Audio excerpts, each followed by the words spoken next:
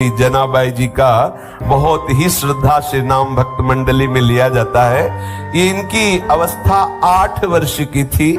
ये अपने माता पिता के साथ पंढरपुर आई हुई थी। उसी 8 वर्ष की अवस्था में इन्होंने नामदेव जी महाराज के यहाँ सेवकाई स्वीकार कर ली, क्योंकि माता पिता बहुत ही गरीब घर के थे। पिता का शरीर पूरा हुआ, माता का शरीर पूरा हुआ कुछ ही दिनों में, तो इनके हृदय में एक बात आ गई, मेरा जीवन प्रभु के लिए है, तो कैसे मैं प्रभु को समर्पित हूँ। तो अपने जीवन को प्रभु में समर्पित करने के लिए वहीं पंढरपुर में श्री नामदेव जी महाराज के घर में सेवकाई स्वीकार कर ली। भक्त की सेवकाई से प्रभु कितने प्रसन्न होते हैं। हमारे हृदय में यदि भक्तों के प्रति श्रद्धा हो जाए तो भगवत प्राप्ति कितनी सरल है, इस प्रसंग से देखिए। श्री जनाबाई जी प्रायः संत सभा में नामदेव जी की दासी के रूप में प्रसिद्ध हुई है। ये जनाबाई जी को महाराष्ट्र में बहुत आदर से नाम लिया जाता है और इनके बहुत महिमामय पद भी है। और ऐसी इनकी नाम में प्रीति हुई नामदेव जी के प्रभाव से कि बड़े बड़े सिद्ध संत जन इनका स्मरण करते थे। कबीर दास जी जैसे सिद्ध संत जनाबाई जी के चरणों में प्रणाम करते थे। ये नामदेव जी के संग की महिमा का प्रभाव। उनका जन्म गोदावरी तट पर गंगाखेड़ नामक एक ग्राम में हुआ था। इनके पिता का नाम दमा और माता का नाम करुंड था। बचपन में ही इनकी मां पधार गई और पिता जो इनको विट्ठल भगवान के दर्शन के लिए लाए, तो वहीं उनका भी शरीर पूरा हुआ और ये नामदेव जी के चरणों में समर्पित हो गई। इनके हृदय में एक बात आई कि प्रभु की प्राप्ति का उपाय एक ही है, कोई भक्त प्रसन्न हो जाए, कोई भक्त मुझे अपना के दे। और भगवान इस बात की बाट जो होते रहते हैं, जब तक कोई भक्त प्रभु के अनुराग में जो डूबा हुआ है वो अपना नहीं कहता, तब तक प्रभु हृदय से नहीं लगाते। जनाबाई जी के हृदय में भगवत प्रेरणा से बात आ गई थी कि कोई भक्त हम पर कृपा कर दे तो हमें भगवान का साक्षात्कार हो जाए। इसलिए उन्होंने सेवकाई स्वीकार कर ली नामदेव जी के यहाँ, और अन्य आश्रय कोई रह नहीं गया था। नामदेव जी निरंतर भजन परायण, निरंतर नाम में डूबे रहते थे। नामदेव जी जैसे महात्मा की सेवकाई मिल जाए, ये तो प्रभु की सेवकाई से भी बढ़कर के है। अब जनाबाई जी के हृदय में एक ही बात थी कि मैं नामदेव जी को प्रसन्न कर लूं। नामदेव जी के पूरे परिवार के कपड़े धोना, पूरे परिवार के लिए आटा पीसना, पूरे परिवार के लिए भोग तैयार करना, पूरे परिवार के लिए हर समय अपने प्राणों को समर्पित किए हुए तन्मयता पूर्वक सेवा करना। बर्तन मांज रही है, कपड़ा धो के ला रही है, झाड़ू पोछा कर रही है। आप सोचो, पूरे परिवार की स्वयं सेवा करती। उनकी सेवा में एक बड़ा आनंद प्रकट होने लगा। वो इस भाव से कि नामदेव जी की जिस दिन कृपा दृष्टि हो गई उस दिन मुझे भगवत साक्षात्कार हो जाएगा। अब नामदेव जी की सेवा प्रभाव से निरंतर नाम चलने लगा। भजन न हो संग बिन। देखो, संग हुआ, अब चेष्टा नहीं करनी पड़ रही। जो नामदेव जी जप करते थे, वही जो कीर्तन करते थे, वही जनाबाई कीर्तन करने लगी, नाम स्मरण करने लगी। नाम स्मरण करते करते कभी जैसे पोछा लगा रही, एकदम हाथ रुक गए, अश्रु चलने लगा, प्रभु के लिए विकलता प्रकट होने लगी, भाव दशाएं उनकी आने लगी। श्री जनाबाई जी के हृदय में विट्ठल भगवान के प्रति प्रबल आसक्ति होने लगी। जब कभी सेवा से अवसर मिलता, मंदिर में जाती, ठाकुर जी को देखती ही रहती, और देखते देखते एकदम विकलता होती तो रोने लगती, एकदम आनंद बढ़ता तो नाचने लगती। ऐसी दशा जनाबाई जी की श्री नामदेव जी की सेवा से होने लगी। जनाबाई जी जब झाड़ू देती, बर्तन मांजती, कपड़े धोती, जल भरती, चक्की पीसती, ये सभी कार्य करते हुए सावधानी ये रखती कि सेवा में त्रुटि न हो और नाम विस्मरण न हो। ऐसे जनाबाई श्री नामदेव जी की सेवा में मगन रहने लगी। एक क्षण के लिए भी भगवत विस्मृति नहीं और सेवा में पूरी सावधानी की, कहीं सेवा में त्रुटि न हो जाए, कहीं हमारी जो अंदर की वृत्ति है वो इस तरह न डूब जाए कि सेवा छूट जाए। क्योंकि सेवा भक्त की प्रसन्नता के लिए, और भक्त की प्रसन्नता से हमारे विठ्ठल भगवान रीझ जाएंगे, ये हृदय में धारणा। और भगवान नाम का ऐसा प्रभाव हुआ कि अब उनके आंसू नहीं रुकते। सोहनी लगा रहे, अश्रु प्रवाह हो रहा, बर्तन मांज रहे, अश्रु प्रवाह हो रहा। देखो कैसी कृपा हुई भक्त संग की, जिसकी बड़े बड़े साधु जन, उपासक जन आकांक्षा करते, वो जनाबाई को प्राप्त हो रहा है। वो कभी रोते रोते सेवा करते करते एकदम व्याकुल हो जाती, हा विठ्ठल, हा विठ्ठल, हा पांडुरंगा, ऐसे पुकार पड़ती। प्रभु के लिए प्रत्येक चेष्टा करने वाले के हृदय में विकलता आ ही जाती है। जहां थोड़ी चेष्टाएं प्रभु के लिए है और थोड़ी चेष्टाएं स्वसुख वांछा की है, उपासक है, लेकिन ये व्याकुलता नहीं आएगी। जैसे प्रश्न होता है कि हम प्रभु के लिए कब व्याकुल होंगे, तो पकड़ो ये बात, जो भी आप सेवा, चेष्टा, व्यापार, नौकरी, व्यवहार जो भी करते हैं वो प्रभु की प्रसन्नता के लिए सांगोपांग करें, और सावधानी ये रहे कि अंदर से भगवत स्मृति का तार ना टूटने पावे। फिर आप देखना सेवा करते करते व्याकुलता आने लगेगी, आप विकल होकर बीच में एकदम पुकार उठेंगे, हाँ प्रभु कब मिलोगे। ये व्याकुलता तभी आती है। अपने लोगों को क्या है, थोड़ी देर तो भजन साधन करते हैं, इसके बाद स्वसुख वांछा की चेष्टा करते हैं। आप देख लेना, अपने सुख की, शरीर सुख की, इंद्रिय सुख की चेष्टाएं जो करते, वही व्याकुलता नहीं होने देती। अब एकादशी के दिन नामदेव जी के यहाँ रात्रि में भक्त मंडली एकत्रित होती और कीर्तन करती। कोई मृदंग बजा रहा है, कोई करताल बजा रहा है, कोई नृत्य करते हुए नाम कीर्तन कर रहा है, कोई प्रभु की आनंदमयी लीलाओं का गायन कर रहा है, तो कोई एकांत में बैठा हुआ उन लीलाओं को सुनकर, उन कीर्तन को सुनकर, भक्तों की भावदशा को देखकर अश्रु प्रवाह कर रहा है।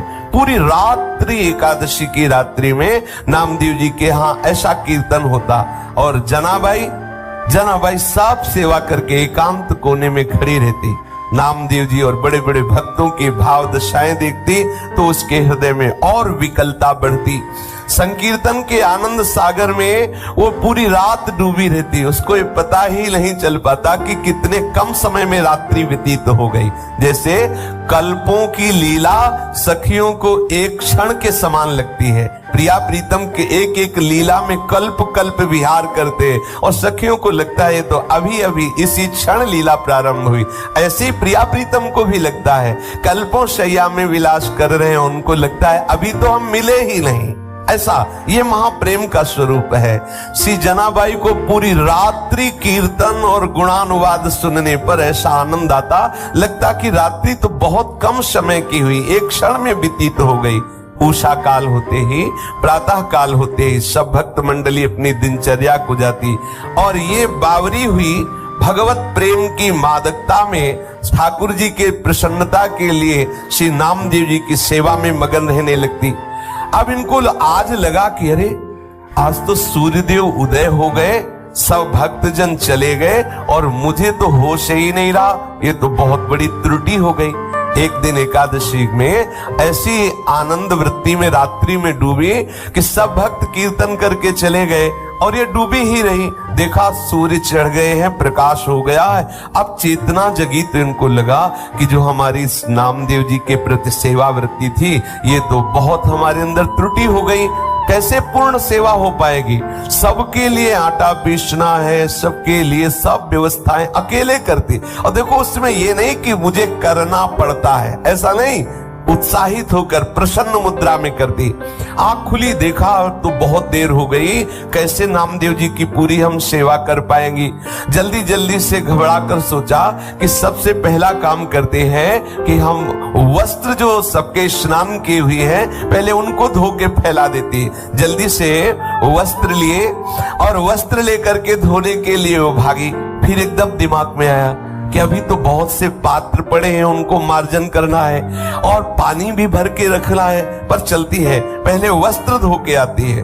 जो ही चंद्रभागा नदी के पास पहुंची वस्त्र लेकर के। तो अब कई चिंताएं एक साथ, अभी तो पात्र मार्जन करने हैं, सुंदर जल भर के रखना है ठाकुर जी की सेवा के लिए। आज तो बहुत विलंब हो गया, अब आज कैसे हम सब सेवा कर पाएंगे, इतना मन में सोच रही थी कि इतने में देखा कि एक वृद्धा मैया आई और कहा कि जनाबाई तू चिंता क्यों कर रही है, सुन तू और जाके कार्य कर, मैं यहाँ तेरे कपड़े जो ये सब नामदेव जी के परिवार के वस्त्र है ना, ये मैं धो देती हूँ। उन्होंने कहा नहीं नहीं आप क्यों करेंगे, आपका शरीर। बोले नहीं, सच्ची सफाई धुलाई तो हम करना जानती, पूरा जीवन हो गया, पूरा जीवन हो गया। जिसके वस्त्र को हम धुलते दोबारा वो मलिन नहीं होते हैं। और देखो तुम तो अभी नई अवस्था तुम्हारी हो, मेरा जीवन हो गया ये धुलते हुए।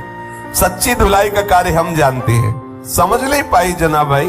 जनाबाई ने कहा मेरे स्वामी की सेवा में आज बड़ी गड़बड़ी हो गई, क्योंकि मैं ऐसी भूल में पड़ गई कि सेवा छूट गई। भूल का तात्पर्य इतना आनंद में डूब गई। बुढ़िया ने प्रेम से कहा तू चिंता मत कर, देखना तू वैसे कपड़े साफ नहीं कर सकती जैसे मैं करूंगी। जनाबाई ने कहा कि अब मुझे नामदेव जी के घर तत्काल भाग के जाना, क्योंकि पात्र मार्जन नहीं किए। अब देखो जैसा भी हो, वो कपड़े वहीं नदी के किनारे छोड़ करके गई और जो कार्य अत्यंत आवश्यक था, जैसे पात्र मार्जन करना और जल भर के रख देना, वो करके वापस आई। तो देखा बहुत प्रेम से डूबी हुई वो जो मैया थी, सब कपड़े धो करके और फैला दिए थे और कहा कि देखो तू चिंता मत कर, आनंद पूर्वक सेवा कर। बहुत बहुत आनंद का ये विषय है जो तेरे अंदर ये चिंता चलती रहती है भक्त को सुख पहुंचाने की। तो उन्होंने देखा कि सारे के सारे कपड़े एकदम स्वच्छ। जनाबाई ने हाथ जोड़ करके कहा कि आप जैसी उदार तो मुझे जीवन में देखने को नहीं मिली। हमारा तुम्हारा कोई परिचय नहीं, कोई स्वार्थ भावना नहीं, और आप इतने ढेर सारे सब कपड़े धो दिए। तो आप तो हमें लगता है ईश्वर स्वरूप ही है, प्रभु स्वरूप ही है, और हमें तो ऐसा लगता है कि हमारे विट्ठल ने कृपा करके तुम्हें भेजा है। पर इतना नहीं समझ पाए कि विट्ठल ही इस रूप में आए हैं। मैं आपका बहुत आभार मानती हूँ। तो मैया ने कहा आभार की कौन सी बात है, मैं तो तुम्हारी ही हूँ, मैं अपनों से आभार थोड़ी प्रकट करती, मैं तो आपकी ही हूँ, आप ऐसी चिंता क्यों करती है। ऐसा करके मुस्कुराते हुए वो वृद्धा माई वहां से चली और कहा कभी भी आवश्यकता हो तो मेरी याद कर लेना, आप जे भी याद करोगी मैं उपस्थित हो जाऊंगी तुम्हारी सेवा के लिए। जनाबाई जी भाव में डूब गई, क्योंकि उस वृद्धा की मुस्कुराहट ने इनके हृदय में आनंद का वर्धन किया। इनको थोड़ी देर के लिए अंतर्मुख में इतना डुबा दिया उस मुस्कुराहट ने, पूछो मत। फिर चेतना आई और सोचा कि मैंने तो पूछा नहीं कि तुम कहाँ रहती हो, तुम्हारा क्या नाम है। जब तुम कह रहे हो कि कभी कार्य पड़े तो बुला लेना, तो तुम रहती कहाँ हो, तुम्हारा नाम क्या है। आसपास देखा तो वृद्धा दिखाई नहीं दी, थोड़ा दौड़ करके आसपास और देखा और नहीं दिखाई दी। अब तो हृदय में विकलता हुई कि शरीर को इतना यौवन का भी नहीं था कि वो हवा की तरह भाग जाए। वृद्ध थी, आखिरकार कहाँ चली गई और कौन हो सकती है। जनाबाई वो सब कपड़े लेकर के घर पहुंची और हृदय बड़ा व्याकुल था कि आखिरकार वो वृद्धा थी कौन और कैसा जादू कर गई वो अपनी मुस्कुराहट से वृद्धा कि मेरा चित्त बार बार उसी का चिंतन कर रहा है। जनाबाई गदगद कंठ से नामदेव जी के समीप गई और पूरी घटना सुनाई कि आज ऐसा ऐसा हुआ। नामदेव जी ने तत्काल जनाबाई जी से कहा रे और कोई नहीं था, वो तो विट्ठल थे, कोई दूसरा नहीं था, वो तो विट्ठल थे, ये तो विट्ठल थे, तेरे को बड़भाग्नी बनाने के लिए आए। लेकिन अरे इतना विट्ठल प्यार करते हैं तेरे से कि सब कपड़े धो दिए। उनको भी संकोच हुआ कि कपड़े तो हमारे ही सब थे। देखो आराध्य देव ने अपने सेवक के कपड़े प्रक्षालन किए। कैसी भक्ति का महामहिमा में स्वरूप है। श्री नामदेव जी ने कहा जनाबाई तेरे तो अहोभाग्य, कैसी तेरे ऊपर ठाकुर की अनुग्रह वृष्टि हुई, तू समझ नहीं पाई। अब तो जनाबाई के हृदय में और प्रणय कोप बढ़ गया।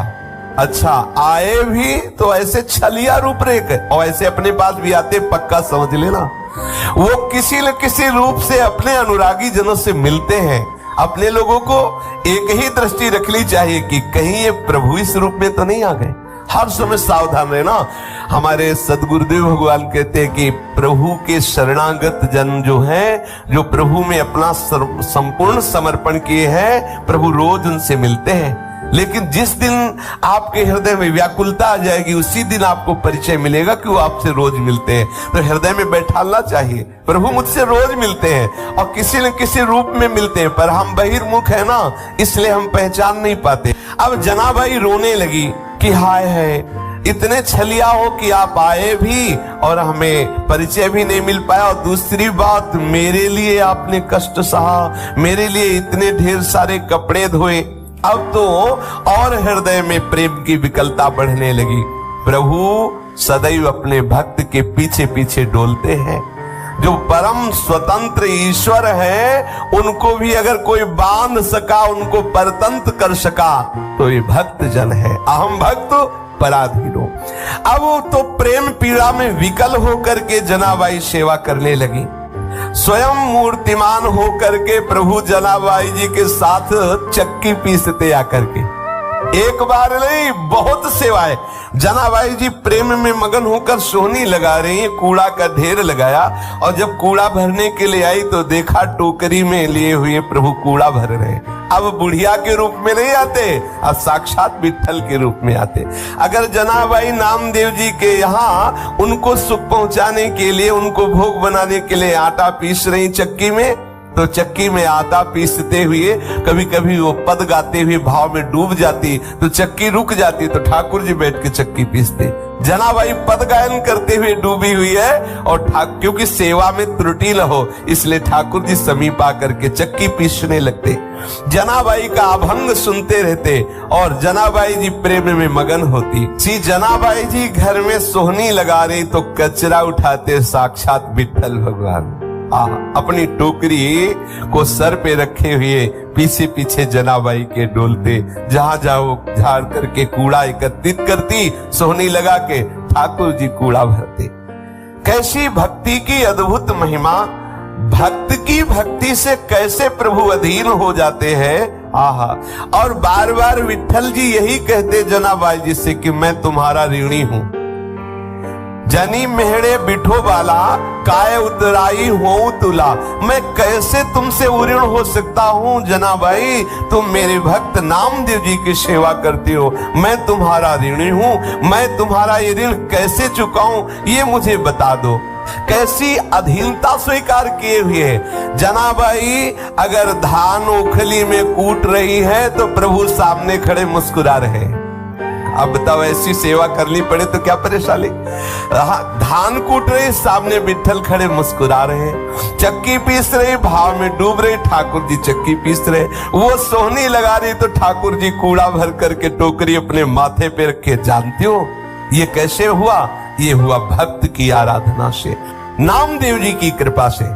इसीलिए लिखा दासी जनी। जब मैं नामदेव जी की दासी बनी, उनकी सेवा की, तो मैंने देख पाया कि द्वैत दूसरा कोई है नहीं, एकमात्र मेरा विट्ठल चराचर में व्याप्त है। संपूर्ण कलाओं से युक्त जो श्री कृष्ण है, वो सदैव मेरे सहयोग में है, मेरी सेवा में मेरे समीप है। ये मैं नामदेव जी की दासता से जान पाई। दासी जनी पाहे डोलाम, प्रभु मेरे पीछे पीछे डोल रहा है केवल नामदेव जी की दासता के कारण।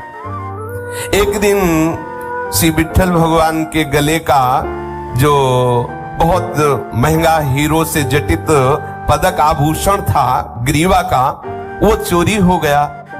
और मंदिर में जनाबाई जी सेवा हेतु जाया ही करती थी, तो ऐसी कुछ लीला बनी कि सबको संदेह हो गया जो वहां मंदिर में सेवा में थे कि और कोई नहीं, जनाबाई जी ने ही वो रत्न पदक जो ग्रीवा का आभूषण है वो चोरी कर लिया।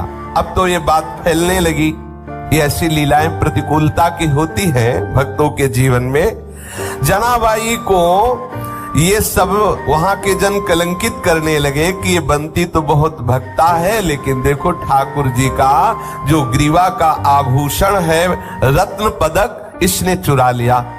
जनाबाई जी को जब सभा में बुलाया गया और कहा कि तुमने वो चुराया है क्या, तो जनाबाई ने कहा कि मेरे प्राण धन श्री विठ्ठल भगवान है, मैं उनको सुख पहुंचाने के लिए मैं उनका ये हार क्यों चुराऊं, वही मेरे हैं, तो हार चुराने की जरूरत क्या है। लेकिन भक्ति की भावना को तो कोई भक्त ही समझ सकता है।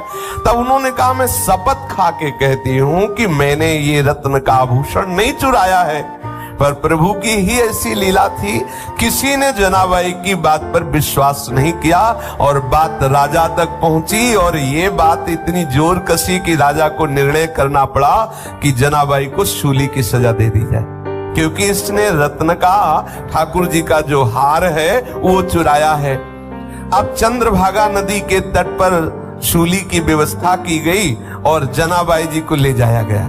हर भक्त के जीवन में आता है, देखो अगर आपका यश होगा, जयमाला पड़ेगी तो साथ में ये भी व्यवस्था होती है, ठाकुर जी की तरफ से होती है, तैयार रहना। ये व्यवस्था होती है, सब महापुरुषों के जीवन में होती है। कई दिन हो गए माधवदास बाबा ने ना तो समुद्र में स्नान किया, ना कुटिया से बाहर निकले, ना भिक्षा मांगी, केवल ठाकुर जी के ध्यान में मगन है। जगन्नाथ जी को नहीं रहा गया, अपने भोग की थाल आप स्वयं सरकार ले जाते हैं। पीछे भजन में कोई विघ्न ना पड़े इसलिए पीठ करके दरवाजे की तरफ बैठे, दीवार की तरफ मुख किए हुए हैं। पीछे से ठाकुर जी ने कहा कि बाबा ये भोग की थाल रखी है, प्रसाद पालो। बोले रख दो, जब हमें भजन पूरा हो जाएगा तो पालेंगे, फिर थाल ले जाना। अब उन्होंने विचार किया कि जब ठाकुर जी ने प्रसाद भेजा है, क्योंकि हम तो किसी से याचना नहीं की, तो भगवान ने ही प्रेरणा करके भेजा होगा। भजन पूरा किया, उठे, प्रसाद पाया और समुद्र से थाल धोकर अपनी कुटिया के पास से रख दिया। अब वहां ये हुआ कि ठाकुर जी की थाल गायब हो गई। कुछ ने बताया कि वो तो माधवदास बाबा की कुटिया के बाहर देखा है। अब वहां से पार्षद आए। अब थोड़ा विचार करो, अगर कहीं खुले में भोग लगा होता तो संशय हो सकता है कि कोई ले जा सकता है। अच्छा, ले भी जाएगा तो वो कुटिया के बाहर क्यों रखेगा, वो तो उसको एकांत में चुरा के रखेगा, वो तो धो के बाहर रखे। किसी ने नहीं ये बात समझी, खूब पिटाई हुई। अगर ये 56 भोग भी पवाते हैं तो बाहर से थप्पड़ भी पवाते हैं, दोनों के लिए थोड़ा तैयार रहना चाहिए। ठाकुर बड़े लीला बिहारी हैं। अब सूली की सजा निश्चित कर दी गई जनाबाई जी के लिए।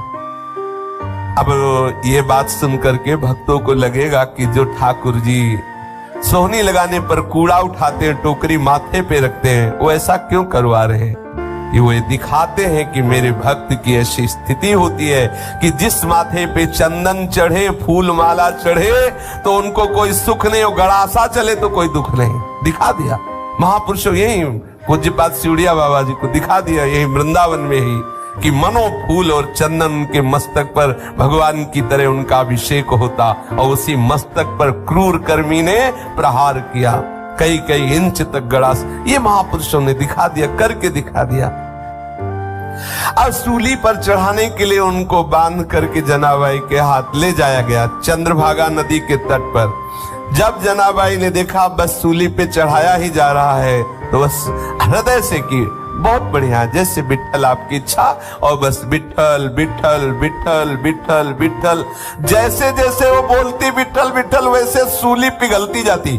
जैसे मोम को आंच लगा दे तो पिघलती चली जाए, ऐसे वो आंख मूंदे। वो ये नहीं चाह रही थी कि सूली पिघले, वो तो इसलिए विठ्ठल विठ्ठल पुकार रही थी कि अब शरीर का अंत है और मैं विठ्ठल की दिव्य सेवा में जा रही हूं, इसलिए विठ्ठल विठ्ठल। जैसे ही बोलती विठ्ठल विठ्ठल विठ्ठल, वो सूली गलती चली जाती और पानी की तरह पिघल गई। सूली नाम की वहां कोई चीजें नजर नहीं आई।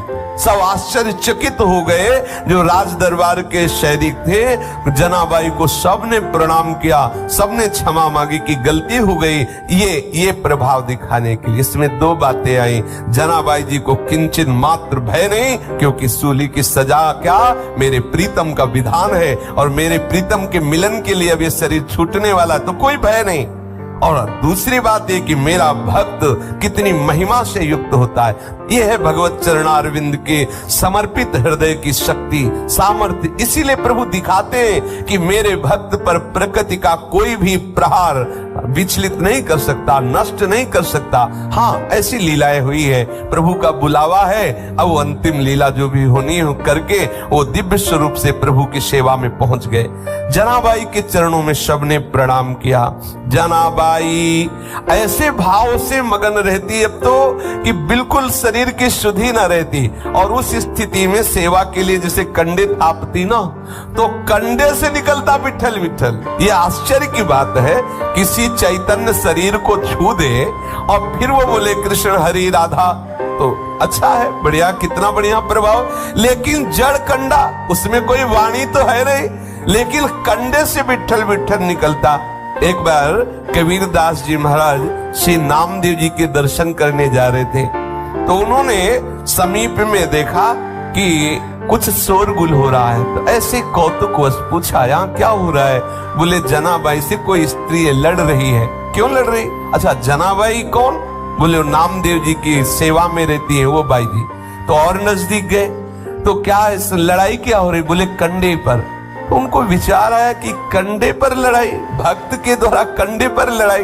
तो ऐसी आनंद मगन होकर के सुन रहे थे। वो कह रही थी कंडा मेरे। जनाबाई ने कहा नहीं मेरे कंडा है। तो बोले तेरे कंडा की पहचान क्या है? बोले कान में लगा के देखो कंडा बोल रहा है, विठल विठल विठल। ये आश्चर्य की बात, ये आश्चर्य की बात। नाम जड़ वस्तु से गूंजने लगा। कैसी स्थिति भक्त सेवा के प्रभाव से आई।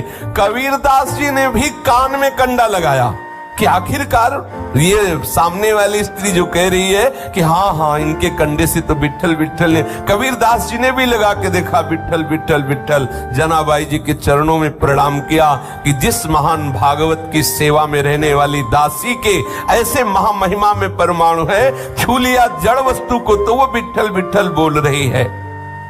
श्री जनाबाई जी श्री कबीरदास जी को देख करके बहुत आनंदित हुए। कबीरदास जी आश्चर्यचकित हुए कि क्या ऐसी भी भक्ति होती है कि जड़ वस्तु को छू ले तो भगवान नाम स्फुरित हो जाए। नामदेव जी के साथ जनाबाई जी की ऐसी तन्मयता हो गई कि संवत 14 से 7 में नामदेव जी ने समाधि ली, तो ठीक उसी दिन कीर्तन करते हुए जनाबाई विठल भगवान में विलीन हो गई, कीर्तन करते हुए। तो जो भक्त जन है वो तीर्थी कुर्वन्ति तीर्थानि, जो उनके चरणों का आश्रय ले ले तो संपूर्ण हृदय के विकार नष्ट करके भगवत अनुराग में रंग देते हैं।